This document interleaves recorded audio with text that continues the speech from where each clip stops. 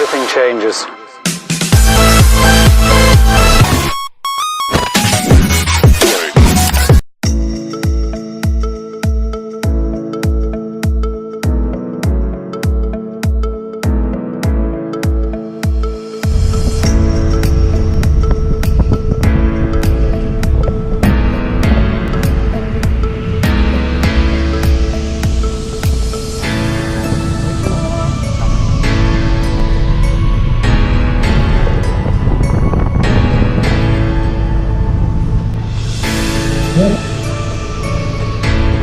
Okay, so hello po, good afternoon everyone. So I'm Jenny's your tour guide and Kuya Michael is our driver. So welcome sa the Nature Park and Resort.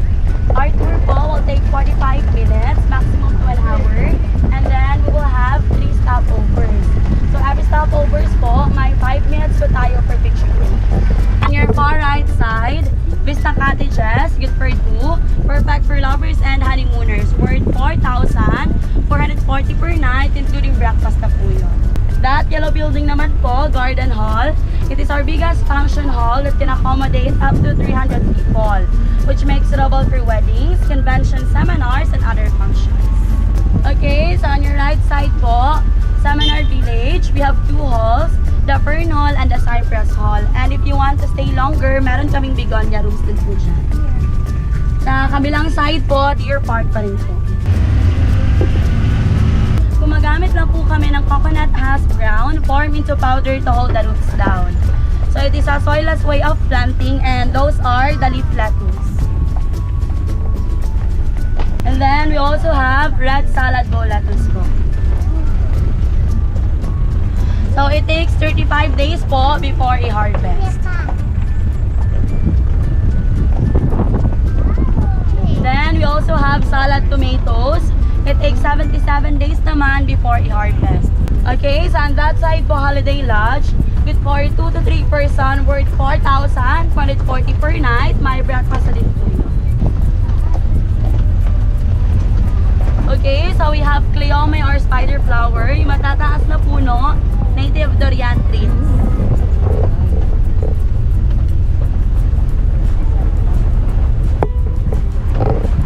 Okay, so now we are entering to the flower garden. So in this garden po, you can find local and imported flowers.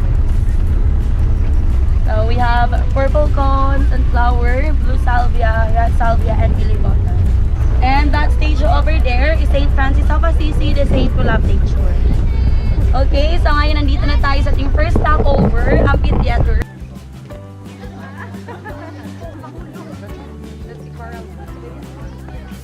So, ngayon ay nandito ako sa Eden Nature Park. This is the rainbow something. Flowers. 1, 2, 3. 1, 2, 3. Smile. That side po yung yellow na plant, Mickey Mouse plant. So, family po ng eggplant pero hindi nakakain. Pang display lang po talaga siya. Okay, so both sides po, mangosteen trees pa rin po.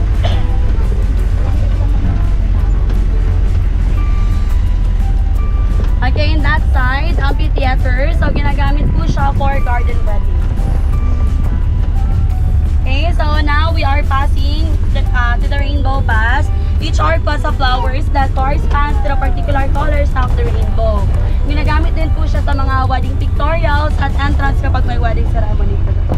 Okay, so ngayon papunta na tayo sa ating second stopover, which is the Tinupdan. So yung 20 hectares na naiwan, part itong forest area, pero preserve muna nila para manatiling nature yung tubig. Kung gusto niyo po magtanim ng mangosteen, it takes 12 years po before siya mamunga from planting. Pero yung lifespan po, aabot naman ng 100 years. Compare sa grafted, namunga na siya almost 5 years, pero yung lifespan, mas shorter po, 20 years lang din. Hinintay pa po nilang tumubo yung mga punong kahoy, kaya 1997, binuksan nila ito sa public. Okay, so this area po, more on marag trees. May mga white spotted na puno at may malalapad na dahon sa taas. Then, pinapapansin niyo sa mga puno dito, maraming may mga white spots kahit hindi marang.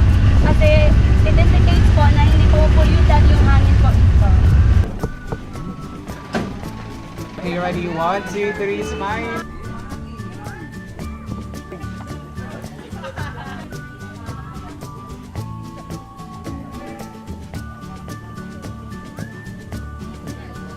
Okay, so on your lower side po, dragon fruit. Maraming iba't ibang kulay niyan. We have herbs and spices. Okay, welcome to Lola's Garden. We have Wishing Well, may duyan din dyan. Sinik Pinan, Davao City, and naghihintay dito sa inyo yung Carabao po na friendly and hindi po nagre-reklamo. Ayun. Okay, pwede na po. Sakay! Sakay! Sakay dayon sa Carabao. Sakay!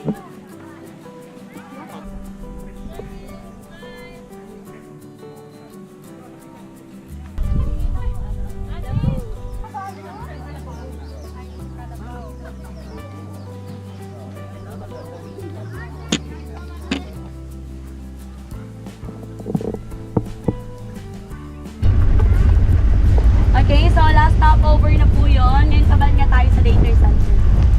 On that side po, Pine Lodge. Isa sa family cottage namin dito, it can accommodate up to 10 person. And fully furnished na po siya, so pwede na kayong magdala ng pagkain and makaluto doon.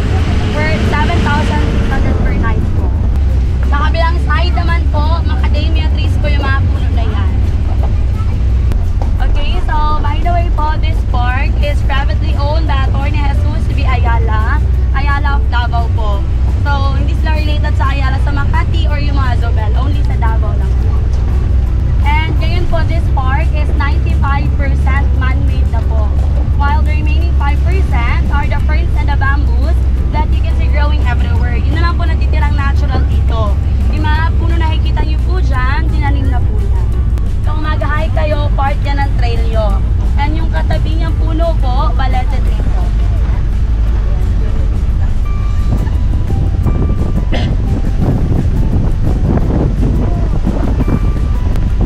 Okay, aside from this tour po, we have different rides. We have skycycle, sky riders, sky swing, and horseback riding. So lahat ng rides po, dyan nakikita sa Ellen Field. Sa labas po ng main gate, na naka-road na po kayo. So pwede na po kayong magdala ng private vehicle po.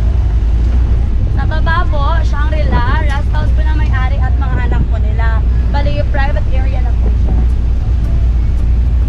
And then, we also have Aling Popeng sa Lohalo. Dun makikita po malapit sa souvenir shop. Meron din nga Lohalo dun banda sa may mga rides. And that side naman po, Garden Chapel. So, doon po nakalagay yung abo na mag-asawang Pe at Jesus V. Ayala since they passed away. So, the one who managed this resort is their eldest son, Mr. Mike Ayala.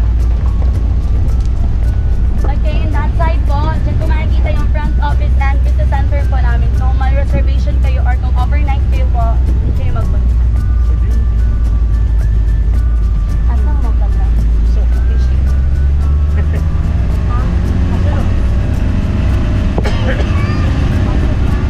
Okay, so, by the way po, yung word na Eden, galing po siya sa pangalan ng Bagobo Princess, which is Eden. Kasi una nakatira dito ay yung mga Bagobo tribe.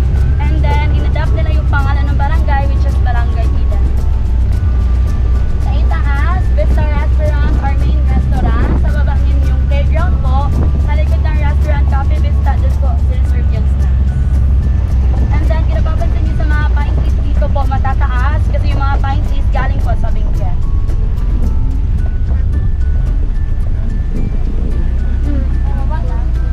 Taas na.